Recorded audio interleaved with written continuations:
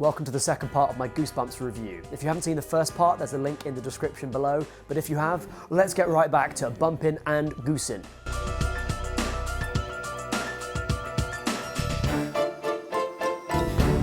This episode's really bad. Come on, sweetie, you know we needed more room. Come on. People moving into a new house, great. That's how about a third of all Goosebumps episodes start, so not fantastic. I mean, when it really comes down to it, this episode is about a killer sponge, right? I mean, it's about a sponge that comes to life and attacks people. And they don't even have the budget for that to really be a puppet or anything. It's just a sponge that people are hamming up with. Get away from me! This is better than the X-Files. No, it isn't. Encyclopedia of the Weird? Does it have her picture in it? It says that your weirdo sponge is actually a gruel. What is gruel? Good morning, Gruely. Another beautiful day. To get it straight, the happy ending here is that there is a little girl who will grow up with a sponge as a pet. I mean, even with the years of almost certain bullying that she's going to have because of claiming that she has a sponge that comes to life, just think about how sad that's going to be for her. She's got to whisper happy things to this sponge every day, or it could possibly kill members of her family. The terrible twist is... A potato? a potato comes alive. A potato? At the end of 20 minutes of a living sponge being the main villain, we get a new villain, and it's a potato. Potato? No explanation.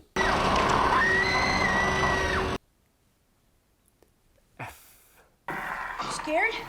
Nah. Moving on.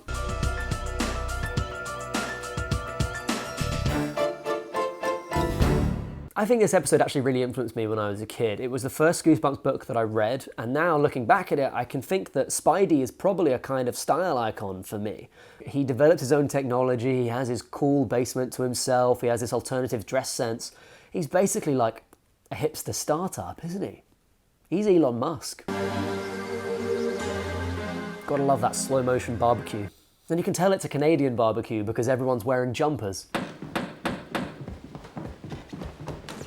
Man, this Greg kid is bad at walking, right? I mean, look at him go down these stairs. He's just hands flopping around. Mind you though, he's a good actor. I wonder what he's up to now. It's Ryan Gosling. Kid did all right for himself. But then you look at his walking skills there and it's no wonder he just stands around and only God forgives.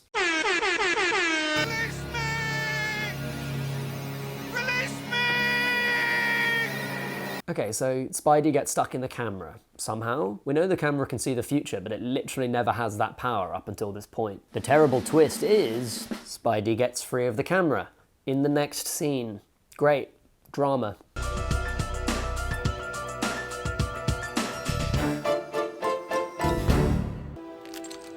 Excuse me, miss. Could I get this gift wrapped?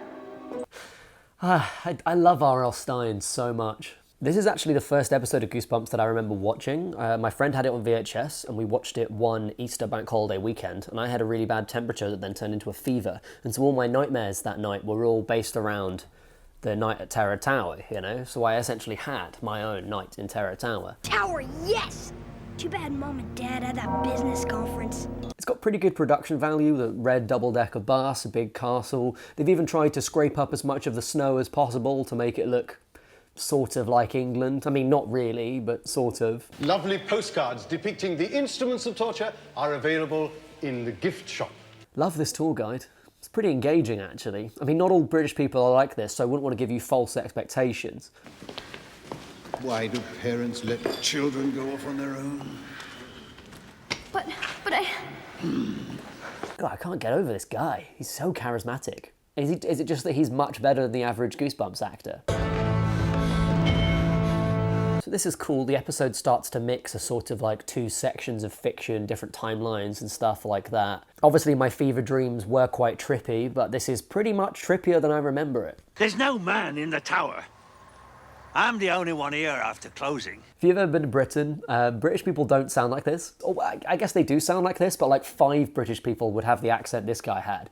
Like one guy from the Midlands, one guy from Glasgow, one Cockney, something like that. I should call the police. Those aren't real coins. We take British pounds here. That's what we all call it, yeah, we call it British pounds. I went to the shop and I was like, how much is this can of lager beer? And the guy was like, oh, it's one British pound and 10 British pennies. What's your last name?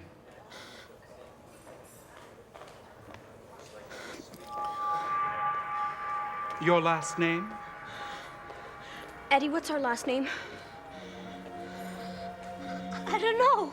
This is a pretty cool development in the middle of this two-parter. It's that kind of David Lynch moment, or the closest thing that Goosebumps will ever get to it. Could you seat us somewhere in the back? I wouldn't dream of seating you anywhere else. The thing about this episode I like is that a lot of the actors are just really fucking going for it. You know, they're having a lot of fun with their roles. And this maitre d' is like... right up there. What's the matter? This interplay between the two different timelines is just really well constructed and really well developed throughout the whole episode. It's hip, it's cool, it's fresh, it's new. The terrible twist is the kids are the Prince and Princess of York, and their advisor used some magic stones to send them to the present to keep them safe. Okay, a little bit out there.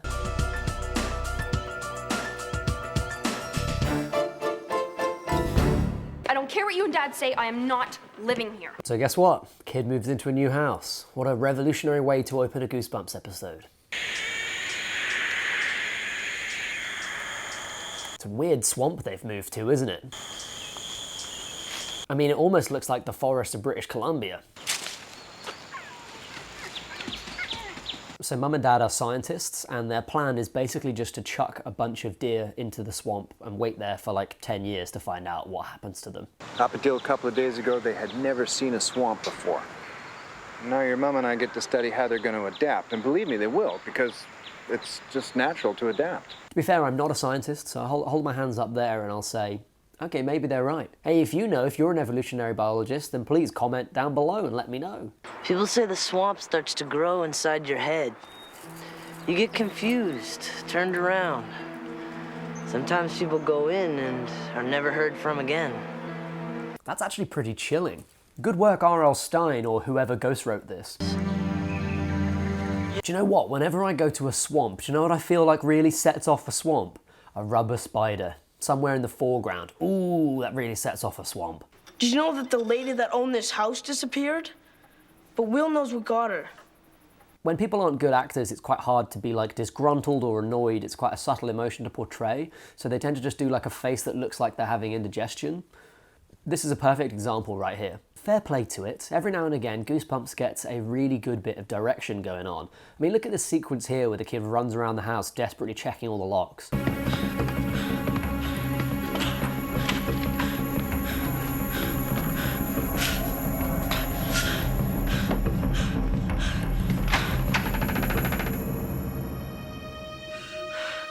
Wouldn't be out of place in a movie, you know, with a little bit of a high production value. Werefolk? I suppose you'd call them werepersons. Werepersons? Werefolk? Who gives a fuck?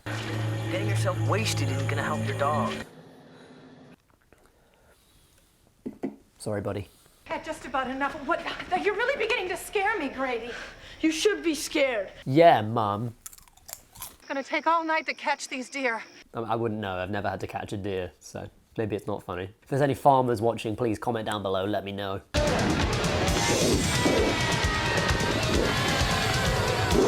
I like this. This is a prime example of something you can see a lot in Doctor Who, even in the new stuff. It's something I like to call monster vision. It's when you don't have enough money to actually make a convincing monster costume or monster prosthetic or whatever. So instead you just shoot from its perspective to save money. The terrible twist is, well, actually there's 3 twists for this one, because it's the last episode of the series. I mean, why not pack them in? You're not the werewolf. Twist number 1, the hermit is not the werewolf, which should surprise no one. Get away! Will! Twist number 2, the wolf is Will, which should also probably not surprise anyone at all. And may I just say, I love this kind of werewolf, the kind of werewolf who transforms when they see the moon and then immediately untransforms whenever the moon's even covered by a passing cloud.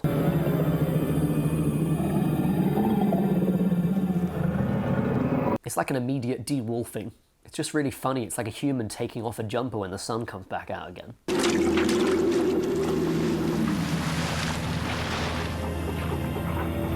So at the end, the semi-conscious werewolf, Will, just drowns in the swamp. I mean, that's gross.